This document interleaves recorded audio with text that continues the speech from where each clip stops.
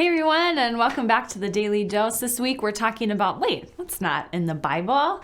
And today we're going to be talking about Noah. Noah is this guy back in the Old Testament. You might remember him. He's the guy that builds the ark, and the big flood comes. He brings on the animals 2 by 2. It's a great story. At the end, there's a rainbow and God's promise to never flood the earth again.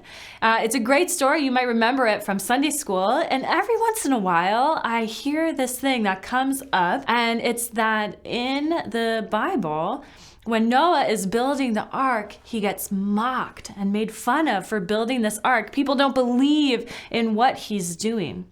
Well, I'd like to tell you today that that is not actually in the Bible. In the Bible, there is not a place where people are making fun of Noah for building this ark. Maybe because it's in our imagination that if someone were to build an ark today and talk about a big flood coming, maybe we would make fun of them. Maybe that's our instinct, and that's why we think that that's in Scripture. But actually, if we read from Matthew, we read this. As were the days of Noah, so will be the coming of the Son of Man. For as in those days before the flood, they were eating, drinking, marrying, and giving in marriage, until the day when Noah entered the ark. And they were unaware until the flood came and swept them all away. So will be the coming of the Son of Man.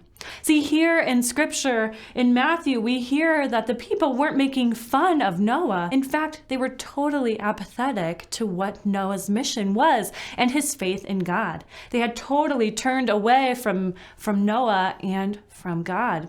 So we hear that Noah's challenge wasn't actually that people were mocking him or making fun of him, but that they were totally apathetic. And that problem actually is much greater.